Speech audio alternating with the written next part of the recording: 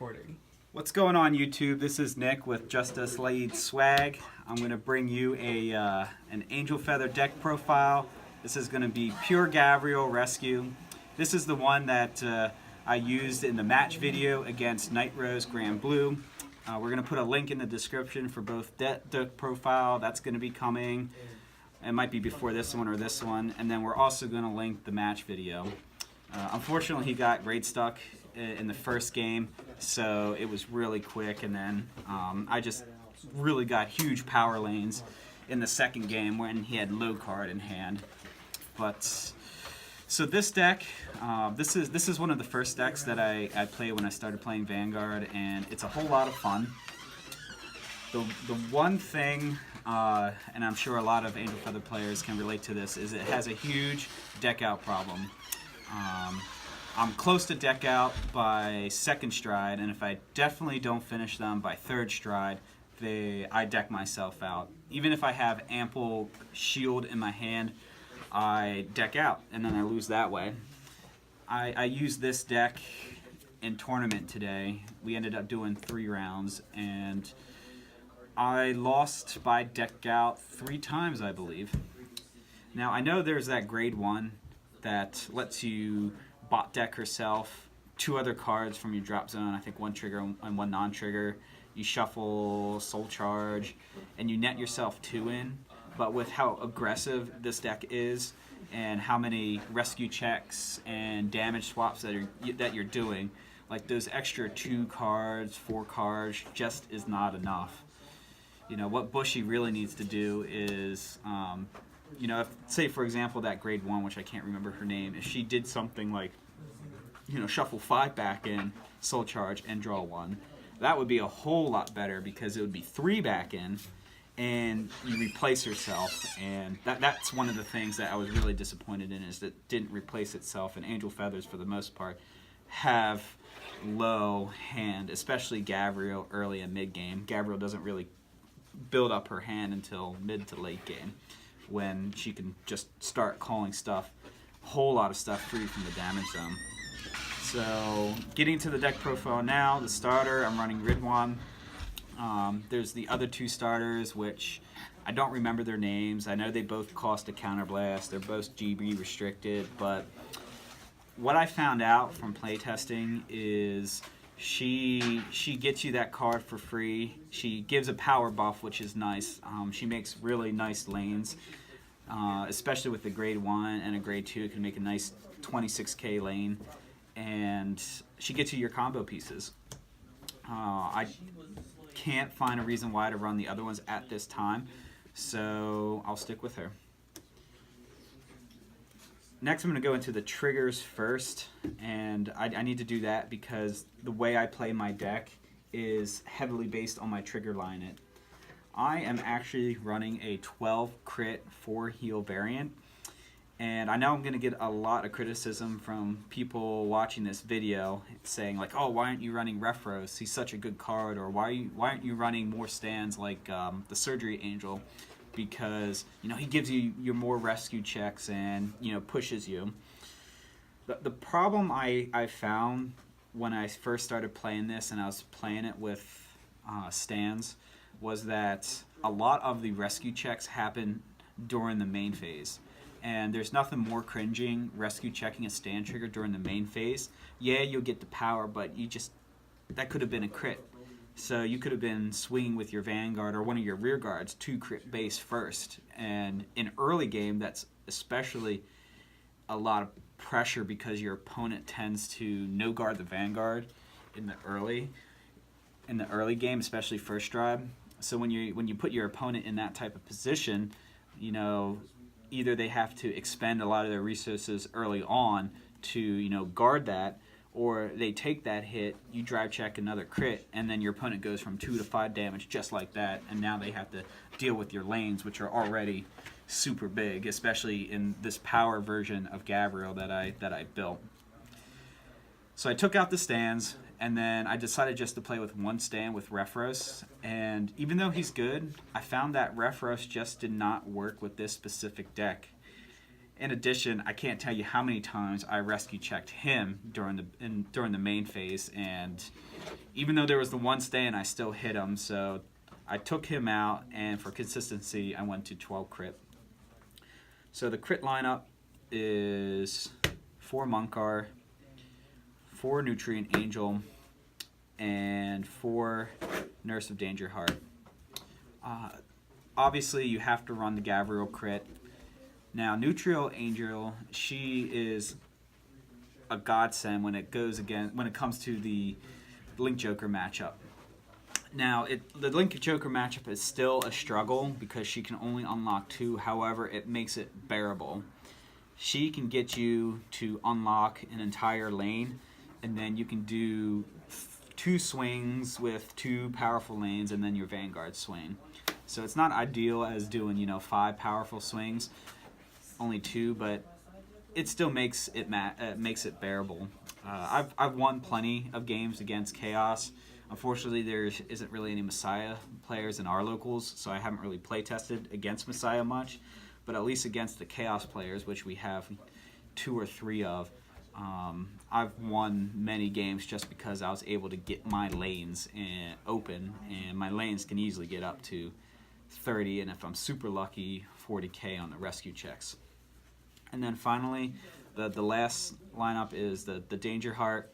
I could run Critical Hit Angel, but I like to do 16k lanes with my grade 3s with her as a booster. Get that 16k lane, and then once I use Eden, I can just replace them and get good lanes. Soul does hurt in this deck, but I've found ways to do that, this being one of them. She actually soul charges you. If you're really in the pinch, you can counterblast, slide her in a soul, counter charge too, and essentially it's a soul charge, counter charge if I'm really in a pinch. So I didn't feel the need to run Nutrient Angel, or not Nutrient Angel, Critical Hit Angel. And then for the last 4 triggers, running 4 heals, still running Sunny Smile Angel.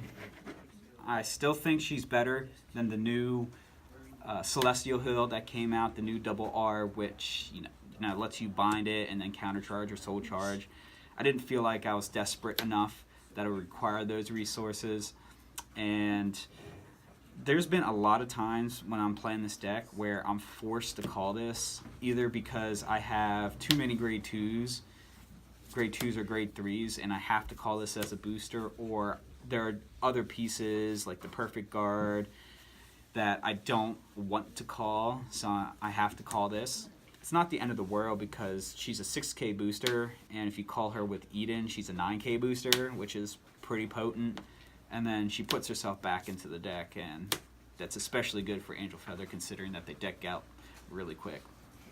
So until they get a heal trigger, which is absolutely busted and completely power creeps her out, I'm going to stick with Sunny Smile Angel. Alright, going into the grade 3s, we are running 4 of the new and 4 of the old. Initially, I found myself favoring the old Gavrail over the new one, just because it's a +1 each time you stride, and you get that extra power defensively. However, as I played the deck more and more, I actually find myself favoring the new Gavrail more, especially when I have to, especially when I'm put into the situation where I have to Sea Breeze, and I actually got that situation off in the match video where Chris, he couldn't go into grade 3, he stayed at 2, and I was able to Sea Breeze, and Sea Breeze normally costs 2 counterblast to do that. However, her skill essentially lets you countercharge too, so Sea Breeze was free. The countercharge, the counterblasts, the countercharge, they're not an issue in this deck whatsoever. And I'll explain also why I like running this card over the old one, just because of the PG and a combo with Broken Heart. It essentially ends up being the same defensive power, but then you get free shield from the damage zone, so it ends up being a little bit better. Plus, her rescue check on stride is that much more aggression, higher chances to hit your critical triggers during the main phase, so that you can really put that pressure on. Grade 2s, I'm still trying to work out the grade 2 lineup. There's 8 grade 2s, 4 of each that I'm solid on, and I'm still playing with the final one. But the first is Nurse of Broken Heart. Surprisingly enough, I've seen a couple deck lists on YouTube, other deck videos, where they chose not to run her, and I can understand why, just because there's such a huge card pool in terms of grade 2s and grade 1s and even grade 3s in Angel Feather. So there's not a cookie cutter way to build this deck. But you know, I've been playing Angels for a very long time, and in the power builds and the small multi-attack builds, and defensively, she is just such a good card. You know, with Eden, that lets you call 4 or 5 from the damage zone right away. If you call Broken Heart gets the +3 from Eden's skill, plus an additional +8 or +10, depending how many cards you end up calling. So she gets ridiculously big, and she gets your Vanguard big too, which Angel Feathers, for the most part, historically have had low power Vanguards, and she just helped with that. So I think 4 Broken Heart is a staple, and you shouldn't be running any less. For the next grade 2, I'm probably going to get even more criticism, just because I am still playing 4 Black Slice Harut. She is a card that came out in, let's see here, GBT04, same as Broken Heart. And I like her specifically because A, there isn't, at least in this build, any other grade 2s that I feel are worthy for it. But B is, Angels, at least earlier mid-game, have low hand advantage, especially Gavrail. So she helps mitigate this by, if you call her, she can call another one from the damage zone. So that's one less card you have to commit from your hand, and you can use from guard. And you can keep on using it every turn too as well. Not only that, she enables multi-attack pokes, so you can swing with the lane, swing with her boosted, call one of your grade 3s, and poke for 11, provided that they didn't hit any damage triggers. And then you swing with Eden, refill up your field, and she's just great. And until I see better grade 2s, she's a staple in my decks.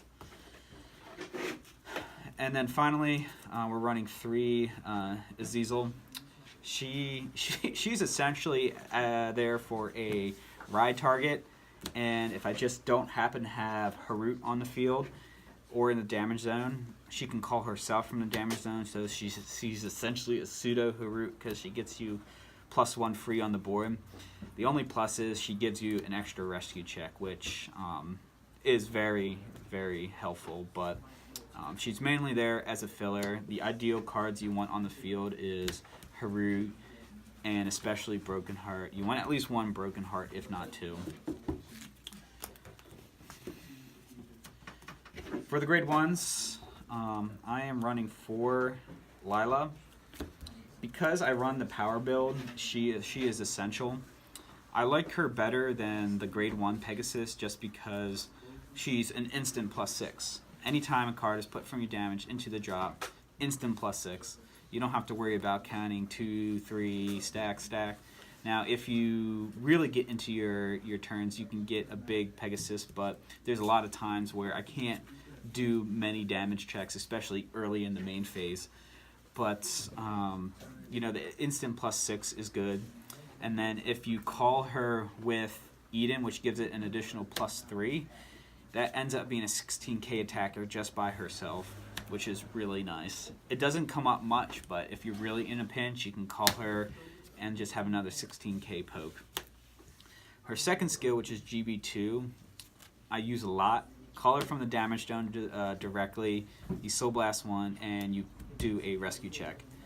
And her, in combo with Eden's rescue and Prim's rescue, you're doing at least 3 rescue checks, and if you happen to use her, that's 4 rescue checks. So you can even before the battle phase, or even during the battle phase, you stack those crits on your Vanguard or your rear guards with all that additional power, and it puts a huge amount of pressure on your opponent. Definitely early game, expend a lot of their resources, and then when you push into your mid to late game strides, yeah, it still even puts that pressure up, but then your opponent at that point has depleted their guard resources. Next, running 4 of the new Perfect Guard. This card is absolutely amazing. It's a shame she doesn't count SP, because I think she would have been gorgeous, but having the ability to call herself from the damage zone, replacing herself, and doing a rescue check on top of that is amazing. Granted, her only downside is she can only do that ability on a rescue unit, so it doesn't work with the old Gavrail, unfortunately. If it did, it would be absolutely busted, especially with Broken Heart on the field. That would be an instant +8 to your Vanguard, but you can't have them all. So, yeah, you call her, replace herself, and then perform a rescue check. And then if you have Broken Heart on the field, that's an instant additional +4 to your Vanguard, with the chance of hitting a trigger. You know, there's been times where my opponent swung for 31, use this to, you know, swap out, do a rescue check, hit a damage trigger, so that puts this at 31, and then since I proc her twice, that puts this at 35 for a no pass, and then now my Gavrail is sitting at 20k base, which is absolutely amazing. And then if you proc her one more time, that's 22. That's an additional guard stage. This card is also really important in today's meta, where we see a lot of cards with the grade 1 restrict from hand, and though G guards can get up there, they're sometimes not enough. So if you can call 1, possibly 2 from your damage zone, which I've done sometimes, to, you know, guard those Gurguit Helios or the new Messiah stride, don't remember its name, it can really get you out of a pinch that you normally don't have any business getting out of. She also protects rear guard, so if your opponent wants to get cute and try to attack your Broken Heart, which they do, you can protect it. Next, I'm running 3 stride fodder. Even though the new Gavrail has the GB2 ability to stride for free, it's important to get your stride fodder so you can stride into your first stride. You definitely don't want to struggle stride at all, just because Gavrail does not have the hand advantage to handle that. So getting that first stride is important. But in the cases also you have to ride the original Gavrail, you have to use this. Push comes to shove, just use it as a booster for Harut. That's still a 16k lane, and if you happen to get lucky enough with a rescue check during the main phase, that's still 21. Nothing to sneeze at. And finally, for the last of the grade 1s, I am still running the grade 1 Nocile. No, I will get criticism for that. However, this card enables the defensive capabilities of Broken Heart, and this card has saved me so many times just because I have damage checked heals, and I get them out of there, or if I damage check perfect guards, I get them out of there and save myself. I tried running the other grade 1, but I found out it just did not flow really well with the deck. It didn't help out with the deck out hardly at all. And yeah, so 3 Nocile. And let's get into the strides. So first, we got the MP fee for Gavrail Eden. She's your first stride, your second stride, and if you still have cards left in your deck, she'll be your third stride, because she gets you the pluses early game, and then mid to late game she gives you those big powerful multi-attack lanes. It's a shame that she has to flip herself when she does her first axe skill to perform a rescue. So if you're in a pinch and you stride it again and you do her rescue check, you've used her up for the game. But I really only do that when I'm in a pinch. Yeah, she just puts so much pressure. However, she is one of the main cards that enables your deck out, because you call 4, you replace 4 from the top of your deck, and it decks you out hard. The other grade 4s, it depends on the situation. If I run out of Edens, I end up striding her, mainly just because, especially if I'm on the new Gavrail, my counterblasts for the most part are open. So there's a lot of times where I just counterblasted all 5 and then give my front row plus 10,000 power. And hopefully, if you're in a pinch and you do stride her, your opponent's used up a lot of resources that can't handle those power lanes. A lot of times when I stride her, I don't even use her auto skill, just because I don't need the rescue check. I just mainly do it for the power. And let's see here. I still run 2 Raphael. She's really only there against the Link Joker matchup when my opponent locks down my entire board, so I can't even use Nutrient Angel. She at least gives you the ability to go into a stride that does something besides just, a vanilla. And especially against Deluge, this heals you that damage. So, yeah. If we ever get out of a Link Joker format, I will probably take her out. Don't know what I would put in yet. Maybe we'll actually get a decent GR Gavrail stride in the future, or any Angel Feather stride. And then finally, we have Black Seraph Gavrail. Honestly, I don't use her that much. She's really there as a placeholder, and if I ever have to G-assist, she's usually the one that goes away. She just doesn't put enough pressure. She really shines in the stand version of Gavrail, where you're constantly using a Rataran and Surgery Angel loop, where you keep on standing and doing all those rescue checks, damage checks during the battle phase. That's where she shines, but in my particular build, she doesn't really, so she's just there as a filler. Let's see here. Last stride is Subrize. This deck has no problem going into Subrize, especially if you do the new Gavrail. And then for the G-Guards, we have 1 Parashell, mainly for those Vanguard swings that you don't have your perfect guards on. And then I'm running 3 Surreal. Honestly, I would take 1 out for a Dismal, but my Dismal's in the other deck right now. I rarely need to use her 3 times. Sometimes I do, but mainly not. And then the last is, let's see here if I can pronounce it, Elilith. That's the Super G Guardian. You have open counterblast quite a lot, so you can actually pull this off a lot. Open counterblast with her, damage zone full counterblast with her, and then this if you have the Broken Heart.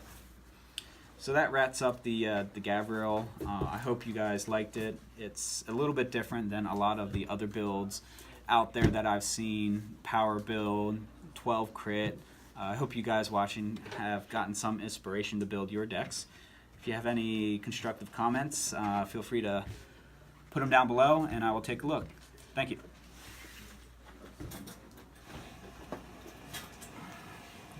That was probably a 30-minute video, wasn't it? Oh, it's only 23 minutes.